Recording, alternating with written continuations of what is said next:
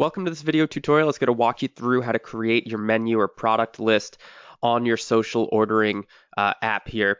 So to begin, you're going to go to your social ordering dropdown and click on menu/product lists.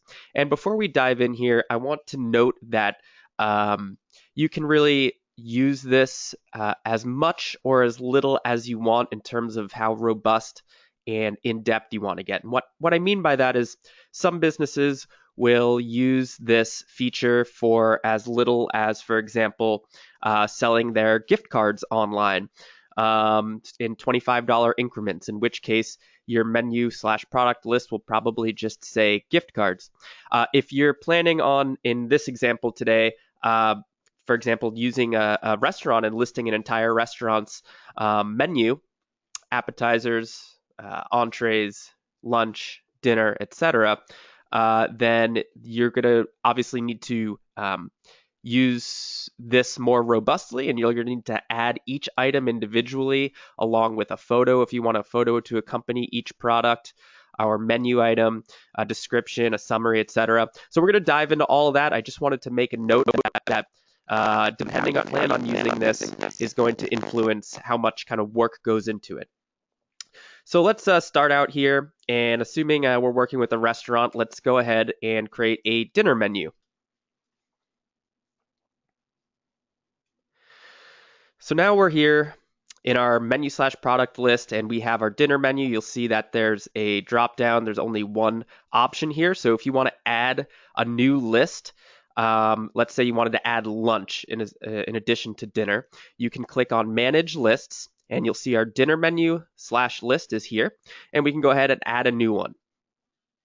So I'm going to go ahead and add lunch to our list.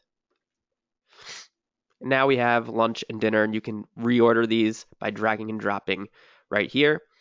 Rename it by editing, or obviously delete it if you need to do that. So we'll click back, and now you'll see we have our two menu/product lists. So what you want to do from here is add a category. So we have our dinner menu, and if you think of a menu, it's usually divided into different categories, such as appetizers, entrees, desserts. So for example, we can add appetizers as our first category.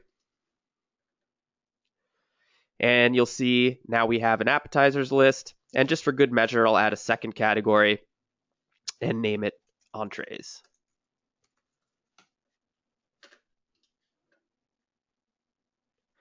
So now we have appetizers and entrees. And as you'll see, we want to begin adding items under those categories. So you click Add Item. And you can see when you click on that, you can actually toggle between which category you want it to go under, appetizers or entrees. And so you're just going to walk through this, give it a name. So for this example, I'll do pork pops, give it a price. And then if you want to set an inventory, meaning how many of these products you have on hand, you can do that here. So let's say you currently have 50 of these to sell online. You can put 50 here, and then you can set an alert for this specific product. Now, you can actually set an alert level in your configuration tab for all of your products. So if you're doing that, you can leave this set to 0, and it'll automatically default to whatever email alert that you have configured in your configuration section. Meaning if you get down to that level, let's say you have this number set to 10, when enough orders have come in that it goes down to you have 10 of this product left, you'll automatically get sent an email notifying you that you're running low on this product. You can also assign a specific delivery fee for this specific product. Otherwise, you can also have a general blanket delivery fee, again, in your configuration page here. So go ahead and check that out if you want a delivery fee for the whole delivery order. Otherwise, you can have a delivery fee for this specific product if need be. So, this wouldn't be as applicable for restaurants, but for example, if you're shipping something, if this item is kind of heavier than other items and thereby it's going to cost you more to ship it, maybe you can that's where this delivery fee on a per item basis would make sense. So you can see here you can charge a delivery fee for each item or not by checking or unchecking this box, and make it taxable or not by checking or unchecking this box. And so again, like these other settings, the tax percentage can be configured in your configuration section here. So if you have this checked off and you have a percentage tax set up in your configuration page, it'll apply that tax to this product. So now here we go with the summary and description. So the summary is basically going to be your preview. So you can say, for example, barbecue pork pops.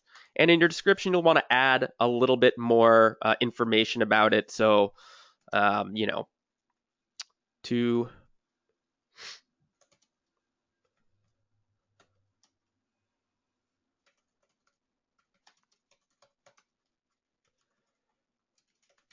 something to that effect.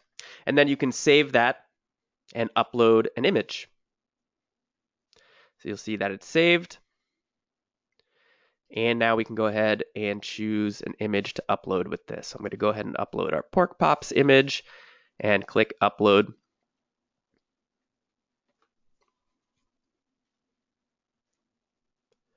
And you'll see it's uploaded. So now I'm going to show you what that looks like over here by clicking on our social ordering. So there's, again, under dinner, appetizers, there's my pork pops. And you can see the title here, the price, in stock, we have 50 left. We saw we did that. This is the summary that we entered. And when we click on item details, you'll see that this is the description that we entered. So it's a little bit more information about that product. And then the user can come in here and add more or less to this and add it to their shopping cart. So let's go back to the menu and product list and show you just a couple of more kind of features here. Let's add another appetizer. And we're going to name this one popcorn shrimp. Give it a price. And we'll go through all these quickly. Whoops.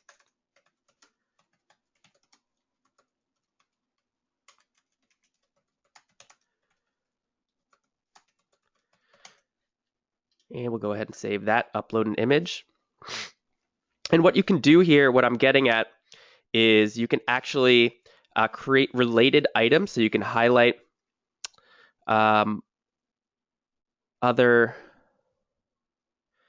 oh, I guess I don't have that image here. I apologize, I thought I did.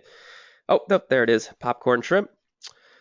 You can add related items, so you can highlight other items and kind of cross promote on those item pages. So when we scroll down here, you'll see that you can upload multiple images if you choose to. I only have one of this specific product, but if you were selling something that needed different views of that product, you can actually upload multiple images, and that would create kind of a slideshow that people can preview the product. And you can also have related items. So we can add pork pops as the related item here. So when we go back to our social ordering here, you'll see we have our two appetizers listed.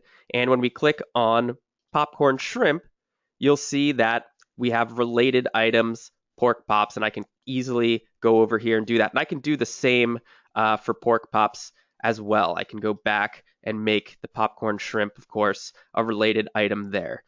Other things that you can see here is we have our inventory column here. There's 50 of the pork pops, 0 of the popcorn shrimp. So if you want to click manage next to a product here, you can add different kinds of options to this. So let's say that this popcorn shrimp, for example, comes with different sauces, dipping sauces. You can say add a dipping sauce, and you can make a minimum number of choices that the user has to enter, or a maximum number that they have to enter. Otherwise, you can leave this as 0 for unlimited, and hit save. And now you'll see the ability to add options here. So let's say you got, ranch, and you're going to be charging, 50 cents for that, for example. you can do that. And you can do the same with, let's just add one more option for good measure. You can add marinara for another 50 cents and click save. And so you'll see that this is pretty robust for you to add, sub kind of options for each individual product. So if we go back here and click through to the popcorn shrimp, oh, you know what? I need to add inventory for this product, which is why it's not showing any here. So let's add 30 of these so that we have it. So again, when we go back to this product, you'll see it in stock. We have 30. And now we have our add our dipping sauce. And the user can then add whichever ones that they want and go through the process as they normally would. Add that to their shopping cart, whatever else. So you can see that all of that is added up right here. And they can then go ahead and place the order for pickup or delivery.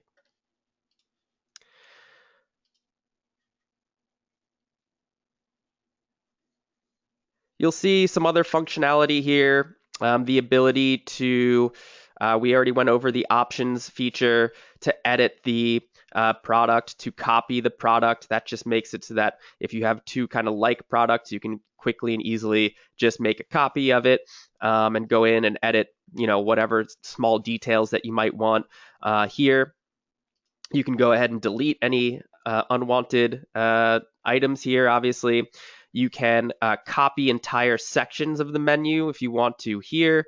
And then, of course, if you want to add items to your lunch menu, you can click right here and toggle over to lunch and begin getting to work on that menu. So I believe that that was everything that you need to know about how to kind of add and manage your menu or product list here. But again, if you want to wrap your head around it, again, this can be used as largely or as small as you'd like to. So again, the example that I gave you today is assuming, for example, that we're a restaurant adding an entire restaurant menu. So now you can kind of see the work that goes into that. But you can also, again, like I mentioned at the very beginning, use this to sell, for example, just gift cards and $25 increments, which is a great idea, for example, for the holiday season. You could also just have a gift card as a menu option here. So you can kind of have that be part of your menu, and people can come in here and place an order for your different products here and maybe pick up a gift card before they leave. But again, you can make this as robust or as small as you want. But I do hope that this was helpful, and thank you very much.